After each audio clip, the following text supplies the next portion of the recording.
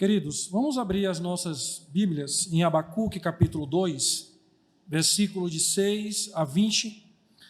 Aos domingos à noite está sendo feita a exposição do livro do profeta Abacuque e daremos continuidade à exposição desse maravilhoso livro. Então, eu convido cada um dos irmãos a abrirem as suas Bíblias no profeta Abacuque nesse momento. E vamos ler então do versículo de 6 a 20 do profeta. Diz assim a palavra do Senhor: Em breve, porém, seus cativos os insultarão, zombarão deles, dizendo: Que aflição espera vocês, ladrões? Ficaram ricos pela extorsão. Até quando continuarão desse modo? De repente, seus credores tomarão providências.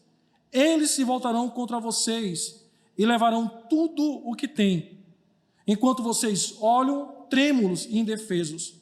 Porque saquearam muitas nações, agora todos os sobreviventes os saquearão. Cometeram homicídio nos campos, encheram as cidades de violência.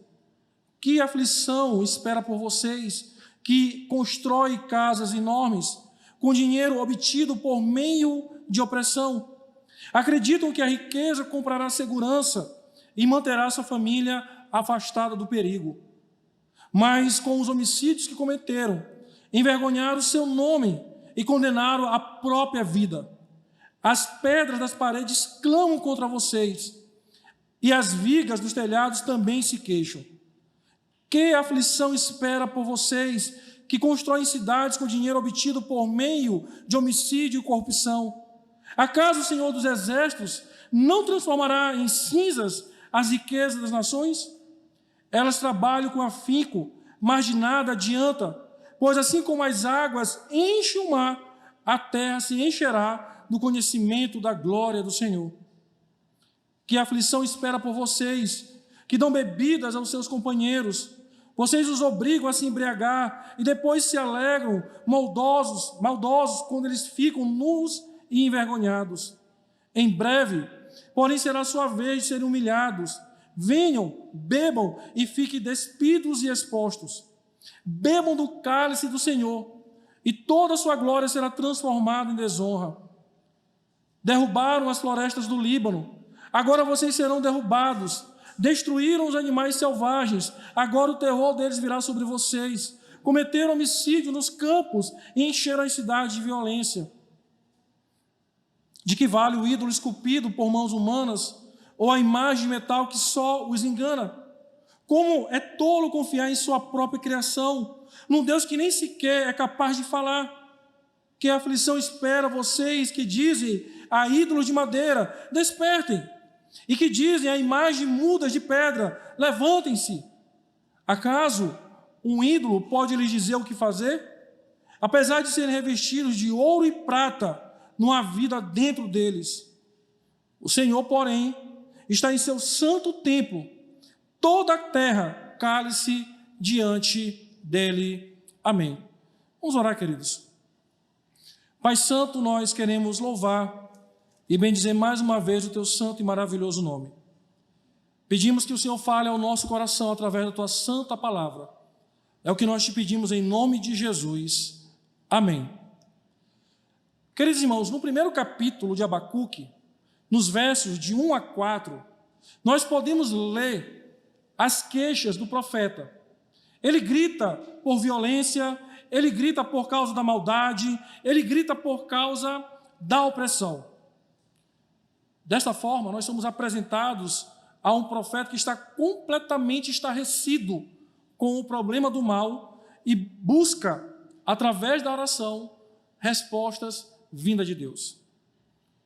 De fato, como temos aprendido com o livro do profeta Abacuque, o problema do mal é uma realidade para todos nós, desde a queda do homem. Quando toda a maldade humana passou a existir, se multiplicar e se espalhar por toda a criação. Diante disso, isto é, dessa realidade pós-queda, todos nós enfrentamos e automaticamente questionamos essa fatídica verdade inerente ao ser humano. Por que o mal existe? Por que temos que enfrentar o problema do mal? O nosso coração se entristece, a nossa mente se inquieta, o nosso espírito se revolta diante das expressões do mal da humanidade, através do que a Bíblia chama de pecado, como, por exemplo, a corrupção e o homicídio. Quantas vezes recebemos no noticiário notícias que nos levam a querer tomar atitudes beligerantes com o objetivo de retaliar tais maldades e aqueles que as praticam? Por exemplo, quem não lembra daquele episódio terrível que nós assistimos em rede nacional, quando foi noticiado que uma criança foi arrastada por quilômetros em um carro, depois que ladrões roubaram o carro de seus pais? Nosso coração ficou revoltado. Ou quando nós recebemos uma notícia de que dinheiro público, que era para a saúde ou para a merenda escolar, foi desviada com o propósito de manter a luxúria de homens ímpios que deveriam governar para que houvesse justiça e paz no nosso país. Além disso, queridos, somos inquietados por um sentimento de impunidade. Porque insistentemente o mundo, o problema do mal, tenta nos convencer de que o ímpio, isto é, aquele que pratica essas impiedades, ficará sempre impune. É comum ouvir, por exemplo, no Brasil vale a pena ser ladrão. No Brasil, aquele que comete um crime fica impune. E parece que essa mentira tenta nos convencer que nunca haverá punição para o que pratica o mal. Parece que o ímpio, aquele que comete o erro, sempre levará uma vida melhor do que a nossa, ao ponto de nos questionarmos como Asaf: será que eu estou guardando meu coração puro de maneira inútil? Será que vale a pena servir a Deus, ser fiel à sua palavra, diante daqueles que praticam o mal e tudo lhes vai bem? Esse era o sentimento de Abacuque, irmãos, em relação ao povo caldeu, a Babilônia. Um povo que, em suas ações, encarnava claramente o problema do mal. Para o profeta, na visão dele inicial, em suas orações, assim como o povo de Israel, que ele clama no capítulo 1, parece que o povo babilônico também iria ficar impune por toda a sua existência. Mas Deus, irmãos, responde a Abacuque. O livro de Abacuque é um livro de oração, onde o profeta levanta os seus questionamentos para Deus, e Deus responde. E diz: Abacuque, na tua mente, talvez na tua limitação, ou talvez na tua ira, você pense que o ímpio ficará impune, mas ele não ficará. No capítulo 2, como vocês olharam e ouviram no domingo passado, no versículo de 1 a 5, Deus deixa bem claro que há uma distinção entre o justo e o ímpio, e que Deus nos conhece. Essa já seria uma bênção suficiente, irmãos, para acalmar o nosso coração, dizer: bom, há um Deus de justiça, e Ele é meu maior tesouro. Se Ele me conhece, isso é suficiente para que o meu coração possa ficar tranquilo diante da maldade humana, mesmo que eu não obtenha as respostas que eu quero diante do problema do mal. Mas, irmãos, Deus vai muito mais além agora. Os versículos de 6 a 20, ele começa agora a mostrar para Abacuque, através da sua revelação, como Abacuque deveria ver o seu agir diante do problema do mal. E é o que nós iremos ver nessa noite. Bom, a primeira verdade que Deus mostra a Abacuque, os versículos de 6 a 20, é que Deus, o Senhor, traz e trará aflição sobre os ímpios. Quando nós olhamos aqui para o profeta, ele dá 5 ais, ok? É bem divididozinho aí. Se você pegar, nós temos aí 5 ais. O ai são palavras condenatórias, são maldições, passa a ideia de zombaria, de desprezo. Segundo o Dr. Heber Campos, comentando essa passagem, ele diz o seguinte: como era típico dos oráculos proféticos, contra as nações estrangeiras, essas são palavras dirigidas ao povo de Deus. Não são centradas na advertência aos caldeus. Deus estava encorajando o seu povo sofrido a confiar na justiça divina, o qual não deixava impune os pecados da soberba.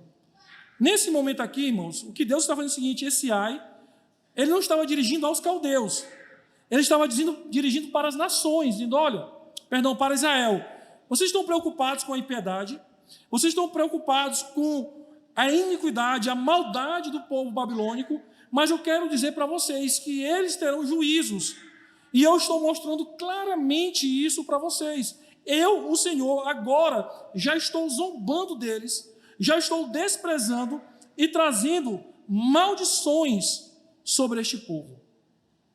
Mas por que então Deus, irmãos, estava agora zombando, trazendo maldições sobre aquele povo babilônico, que ele também estava usando como instrumento para punir a nação de Israel? Se você pegar do versículo 6 ao versículo 20, como eu falei para vocês, nós temos 5 ais. E cada um desses ais que Deus levanta é a quebra de um mandamento. Quando você vai para o livro de Êxodo, Deus deu o seu mandamento. E quando nós chegamos aqui agora no profeta Abacuque, quando Deus começa a condenar aquele povo babilônico pela sua maldade, pela sua perversidade, Deus também usa a sua palavra como referência. Deus simplesmente não pega o pecado daquele povo, ele pega a sua lei, que é o seu justo juízo, e diz: vocês estão sendo condenados como povo rebelde, como povo perverso, como povo ímpio, porque vocês estão quebrando os meus mandamentos, vocês estão quebrando a minha palavra, vocês não estão seguindo o meu justo juízo. Por isso agora eu trago essa aflição, esse juízo sobre cada um de vocês. E vamos ver aqui então, irmãos, quais foram os mandamentos que eles quebraram.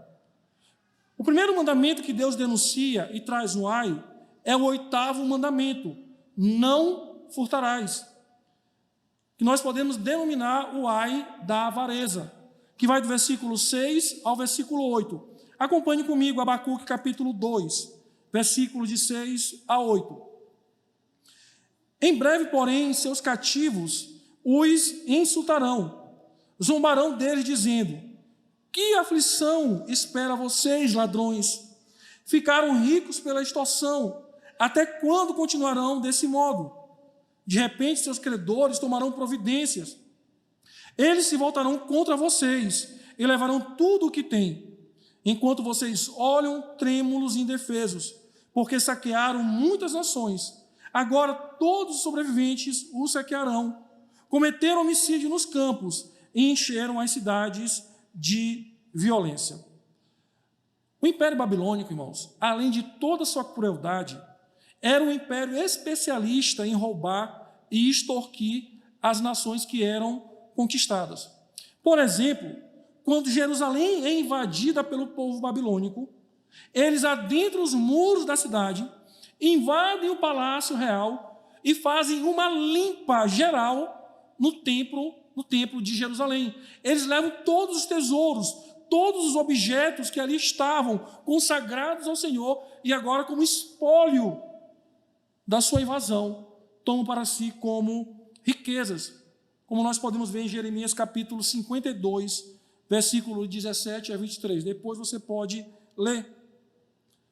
Então aquele povo ele ficou rico, roubando os outros, extorquindo os outros, usando da violência para ganhar algo que não era seu, literalmente tomando a força, se beneficiando com o trabalho dos outros, com a riqueza dos outros. E Deus diz: bom, neste momento vocês quebraram o 8º mandamento: não furtarás. Deus traz, irmãos, um ai sobre aquela nação, porque eles estavam roubando. Interessante, irmãos, que esse mandamento, só abrindo aqui um parênteses, ele é tão sério, ele é tão pesado para todos nós na ética bíblica, que, por exemplo, se eu achar uma nota de R$100, de R$20, de R$5 na rua, e eu ficar com essa nota, ou se eu achar qualquer aparelho e ficar com ele, eu estou quebrando o mandamento de não furtarás. Porque na ética bíblica, O que não é meu, eu devo devolver. Se eu não conheço o dono, eu devolvo para uma autoridade legítima. Não tem isso de quem perdeu é relaxado. Quem ficou é ladrão, então. Porque a Bíblia diz isso. Então, Deus então traz esse ai diante disso. Interessante, queridos, quando você olha para a história, e nem precisa aqui agora nesse momento olhar para a Bíblia, mas a própria história secular nos mostra claramente que quando os medos e persas entraram na Babilônia, deixaram aquela nação completamente saqueada. E todos os sobreviventes que se juntaram aos medos e persas também tiveram de volta aquilo que lhe pertenciam, que foi roubado por aquele império. Olha como é que Deus cumpre a sua palavra, e olha como Deus pune o ímpio. É claro que isso levou décadas até aquela nação ter a sua devida punição, mas Deus puniu o ímpio. O outro mandamento que aquele império ímpio quebra é o 10º mandamento, que é o de não cobiçar a casa do teu próximo. Agora nós podemos chamar ele do ai da ganância e injustiça. Acompanhe comigo do versículo 9 ao versículo 11. Versículo de 9 a 11. Diz assim: que aflição espera vocês que constroem casas enormes, com dinheiro obtido por meio de opressão? Acreditam que a riqueza comprará segurança e manterá sua família afastada do perigo. Mas com os homicídios que cometeram, envergonharam o seu nome e condenaram a própria vida. As pedras das paredes clamam contra vocês, e as vigas do telhado também se queixam.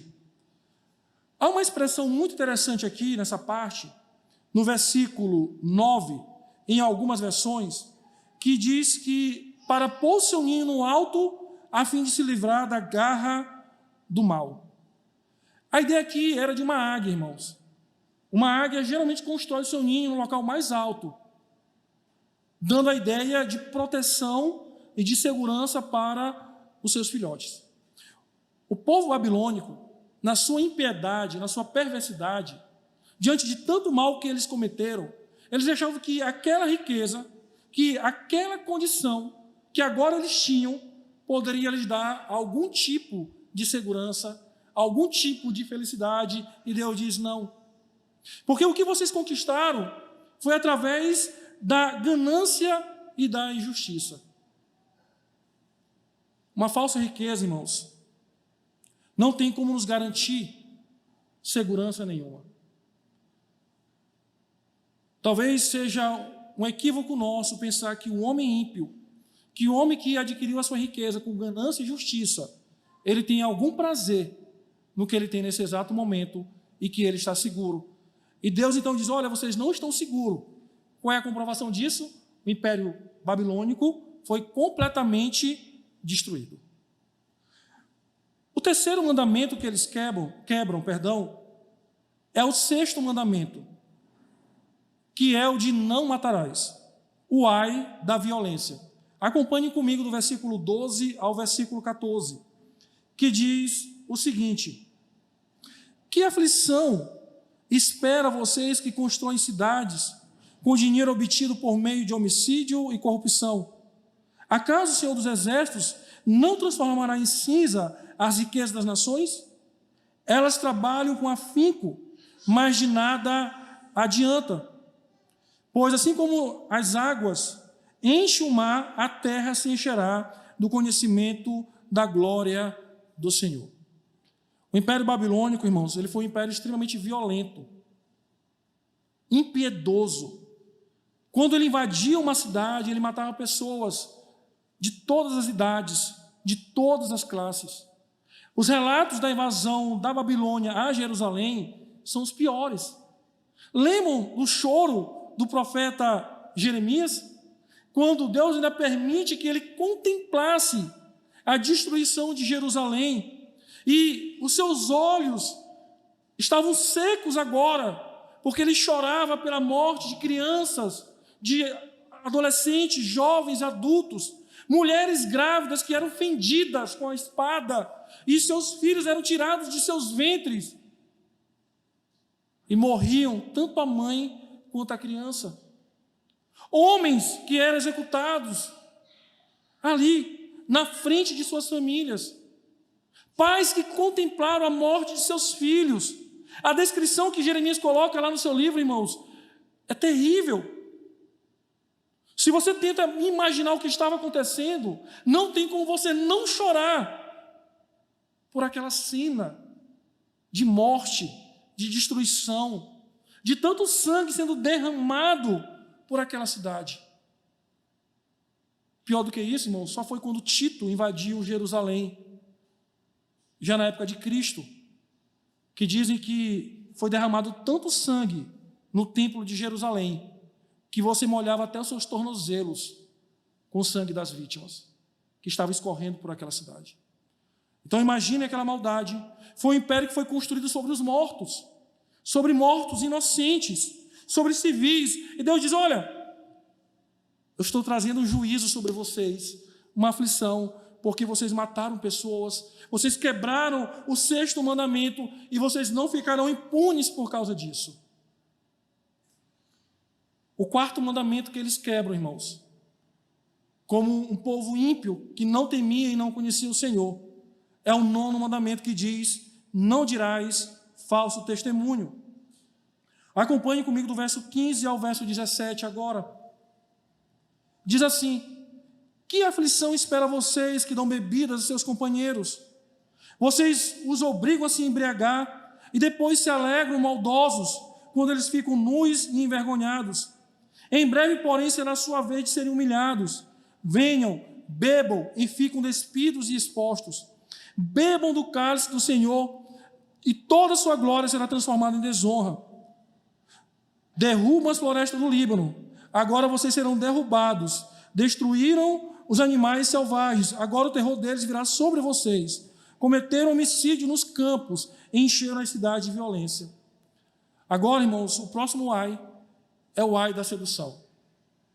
Além de cometer todo tipo de iniquidade, o povo babilônico iludiu várias nações.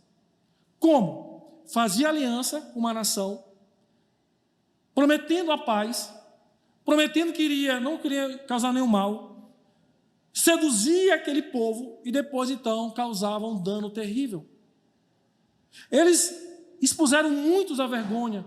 Eles enganaram a muitos. Muitos reis ficaram debaixo de suas mesas, com os polegares cortados, sendo humilhados, comendo as migalhas que caíam da mesa do imperador babilônico. Olha que terrível, irmãos. Olha que nação ímpia. Quanta maldade, quanto mal. E agora que esse povo estava quebrando todos os mandamentos do Senhor. No verso de 18 a 20, nós temos o último mandamento que eles quebram, que é o 1º mandamento. Não terás outros deuses diante de mim, que é a idolatria. Nos versos de 18 a 20, Abacuque agora denuncia a idolatria do povo babilônico. De fato, irmãos, os babilônicos eram idólatras, se curvavam diante de imagens, de escultura.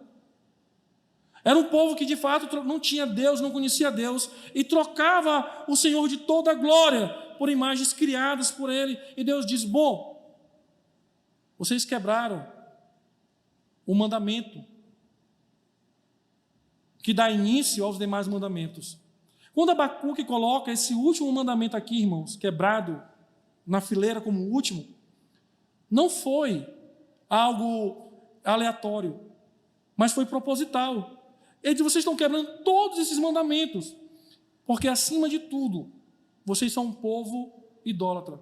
E diante da idolatria de vocês, vocês se comportam como ímpios e quebram os demais mandamentos, porque a idolatria nos leva a fazer isso, irmãos.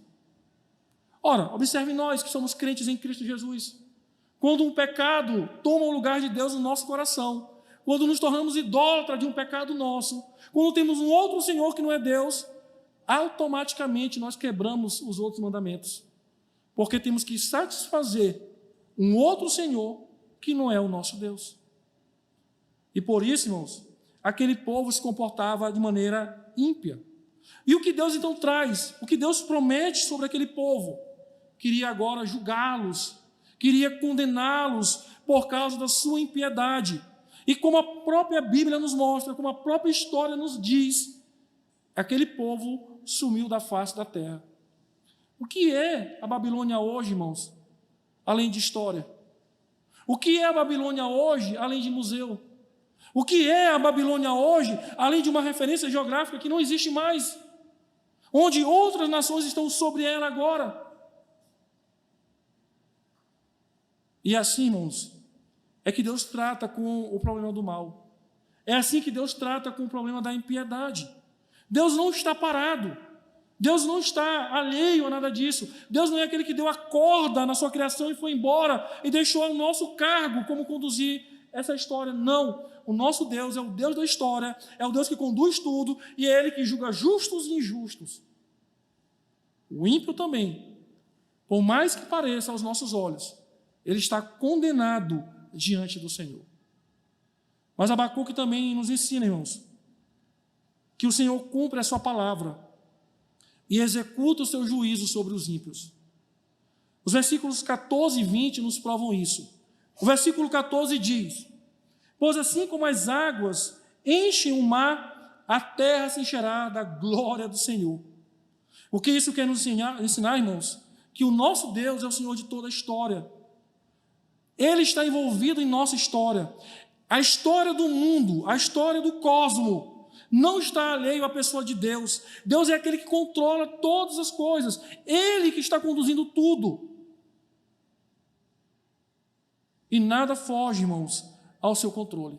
Essa ideia do conhecimento da glória do Senhor se refere também aos feitos do Senhor. Agora, imaginem, 70 anos depois, quando a Babilônia invadiu Jerusalém, como um império poderoso, terrível, impiedoso, agora Jerusalém está sendo reconstruída, o povo está voltando e a Babilônia é apenas um passado.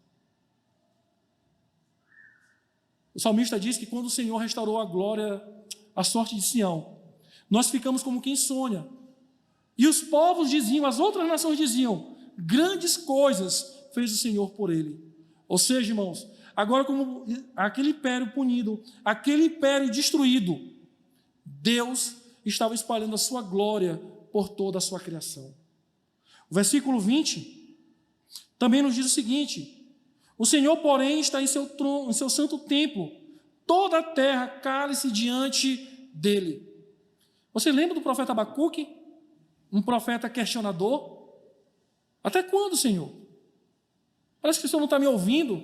Parece que o Senhor não está vendo a maldade. Espera aí, Senhor. Agora que o Senhor responde à minha oração, o Senhor levanta um império mais ímpio, um povo mais maldoso, mais pecaminoso para punir a nossa nação? Não estou entendendo, Senhor. E ele diz, bom, eu irei ficar na torre de vigia para esperar o que vai acontecer. E Deus responde para Abacuque. E no final da sua resposta, no capítulo 2, ele diz, Abacuque, cale-se. A ideia de se calar aqui, irmãos, é a ideia de se aquietar e saber que Ele é Deus. Que o nosso Deus, Ele é o Deus soberano. Ele que governa e controla todas as coisas. Como Paulo fala em Atos capítulo 17, nele nós nos movemos, nele nós nos existimos. Ele não precisa de nós. Ele é o Senhor de toda a criação, de toda a história. E é Ele que cumpre a sua palavra, Ele executa o seu juízo. E é isso que Ele está respondendo para Abacuque. Abacuque, o tempo vai chegar. E esse tempo, irmãos, foi de 70 anos. Mas Deus cumpriu a sua palavra. Ele cumpriu o seu juízo. Levantou um outro império. E diz, bom, eu sou o Senhor da glória. Eu sou o Deus soberano. Eu estou sentado no meu trono. Cale-se diante de mim. Se aquietem. Eu sou o Senhor. Interessante, irmãos, como vocês irão ouvir o pastor Madison no próximo domingo, depois que Abacuque ouve de um Deus soberano, que a glória do Senhor encherá toda a terra, ele se dobra diante de Deus, e o que lhe resta é prestar um ato de fé em adoração ao Senhor, reconhecendo toda a glória de Deus, dizendo, olha, mesmo que tudo aconteça de ruim, eu continuo me alegrando no Senhor, o Deus da minha salvação. E é isso, irmãos, que deve de fato confortar o nosso coração.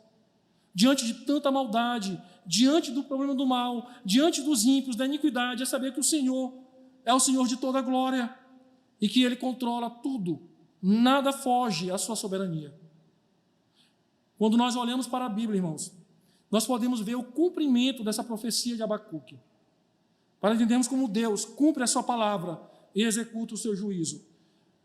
No 6º século, antes de Cristo, o Império Babilônico é destruído. O Império Medo e Persa invade a Babilônia e aniquila completamente aquele império. Deus falou isso aqui, irmãos, em Abacuque capítulo 2. Quando o texto diz que a glória do Senhor encherá toda a terra, lá nos evangelhos nós temos a vinda de Cristo. Cristo usa várias parábolas para dizer do reino de Deus. E nós cantamos hoje uma música sobre isso, que diz claramente que o reino está se expandindo. E que o mundo, pela pregação do Evangelho, está se enchendo da glória de Deus. As pessoas estão conhecendo a glória do Senhor. É bem verdade, irmãos. Como nós conhecemos a Bíblia, como nós temos aprendido aqui em Apocalipse, todas as manhãs, um dia chegará a plenitude deste reino, onde toda a criação será contemplada, preenchida pelo conhecimento da glória do Senhor. Irmãos, que possamos ficar firmes nessa verdade, de que Deus cumpre a sua palavra e executa o seu juízo diante do problema do mal. Diante disso, irmãos, para concluir, nós temos algumas aplicações.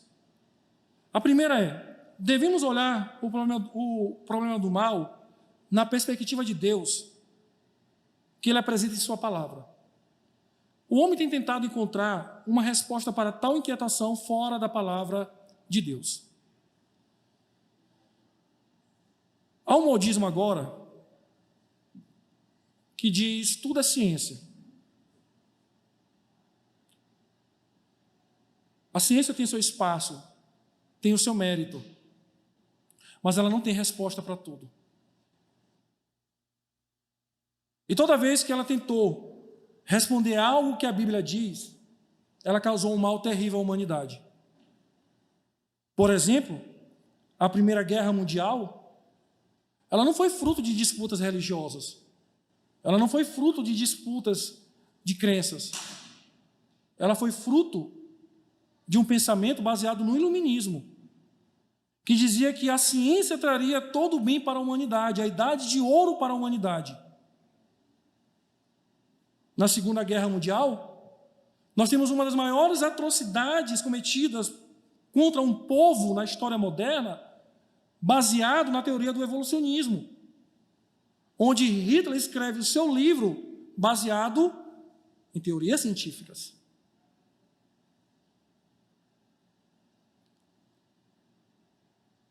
A ciência, ela é necessária. A ciência é um dom de Deus para a humanidade. Nós precisamos da ciência, mas ela não traz respostas para tudo. Ela não traz resposta para o problema do mal. O problema do mal, irmãos, só irá ser entendido quando nós entendemos que o homem é um ser caído e que Deus é o Senhor de toda a história. E tudo será resolvido na consumação. Por isso nós devemos olhar de uma perspectiva bíblica, um olhar bíblico, de fato, o que é o problema do mal. A segunda verdade, irmãos, é que nós nunca devemos desejar ou imitar a vida do ímpio.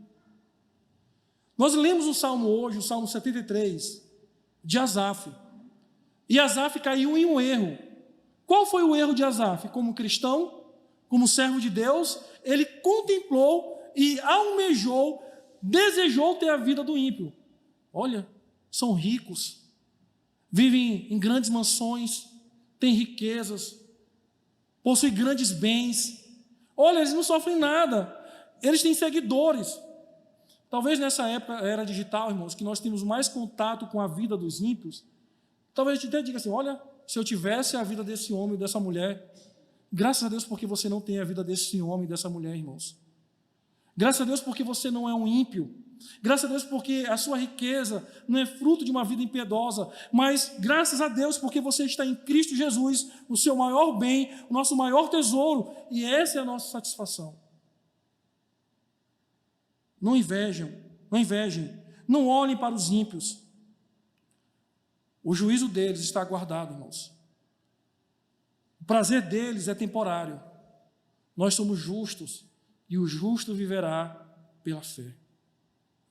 A terceira aplicação, irmãos, é que diante do problema do mal, muitos têm buscado uma resposta e até ficam inquietos com isso. Por exemplo, é muito comum quando você adentra a universidade, e eu passei por isso, mesmo depois de já formado em teologia como pastor, é ouvir o seu professor, que aparentemente tem toda a sapiência do mundo, dizer: bom, se Deus fosse bom, não haveria maldade. Se Deus é bom, por que Ele permite que muitos morram? Ou nasçam com alguma deficiência? E talvez você até diga: olha, que questionamento precioso, que questionamento maravilhoso. É falacioso, irmãos, o questionamento. Por exemplo, se a maldade seria uma prova de que Deus não existe, então a bondade seria uma prova de que Ele existe. Ok? Se a gente for pensar, existem muito mais pessoas vivas do que mortas. Existem muito mais pessoas saudáveis do que com algum tipo de deficiência. Então, se a maldade, ou o mal, ou a morte, ou a deficiência, seria uma prova nessa cabeça ilógica de que Deus não existe, então, em pesos de lógica, a bondade seria a prova de que Deus existe. É um argumento falacioso. É um argumento que não se sustenta. Mas muitos que estão inquietados em resolver o problema do mal bebem desse argumento ou de argumentos parecidos, como se fossem verdadeiros e fossem trazer algum tipo de resposta para o problema do mal. E quando, na verdade, irmãos, o texto que nós acabamos de ler diz: olha, o que vocês precisam fazer agora, nesse exato momento, diante das várias inquietações que há no coração, é descansar na soberania de Deus. E ver como Deus vai desenrolar toda a história e cumprir o seu propósito eterno. É isso que devemos fazer, irmãos. E a quarta e a última aplicação é que nós não podemos perder a perspectiva escatológica de Deus e sempre pela fé crer que a sua palavra se cumprirá. Abacuque e Apocalipse têm nos mostrado isso. Quem tem acompanhado os estudos, seja pelo YouTube ou aqui presencialmente, nós vemos uma manifestação do mal. Olhamos como a impiedade cresce, como as pessoas manifestam e encarnam todo tipo de pecado, quebrando os mandamentos. E talvez você olhe para a nossa realidade, olhe para o momento em que nós estamos vivendo e diz: bom, parece que tudo vai se acabar. Parece que não faz mais sentido viver. Parece que não faz mais sentido acreditar que as coisas vão melhorar. Ou que um dia, de fato, iremos experimentar uma paz verdadeira, um mundo sem sofrimento, e você começa a querer desistir de tudo isso. Isso acontece, irmãos, quando nós perdemos a perspectiva escatológica do reino de Deus. Um dia, irmãos, estaremos todos nós no novo céu e na nova terra. Um dia, nós seremos os melhores pais, as melhores mães, os melhores filhos, os melhores trabalhadores, vivendo em um mundo que não foi mudado pela revolução do homem, mas foi um mundo transformado por causa da palavra de Deus, onde naquele dia, no novo céu e na nova terra, estaremos todos reunidos, vivendo em um lugar que não há mais dor, não há mais lamento, não há mais quebra de mandamentos, não há mais nada disso, irmãos. Então, diante do problema do mal, não venha perder a sua perspectiva de que a plenitude do reino de Deus será estabelecida para sempre. E nós estaremos lá, pela graça do nosso bom Deus, porque o justo viverá pela fé. Amém. Vamos orar, irmãos. Pai Santo, nós queremos te louvar, te bendizer mais uma vez. Obrigado pela tua palavra, Senhor. Ó Pai, diante dos ímpios, do problema do mal, que o Senhor nos conserve como filhos teus, como justos, que vivem pela fé no Senhor Jesus Cristo. Ó Deus, abençoa a tua igreja, abençoa o teu povo, que eu te peço em nome de Jesus. Amém.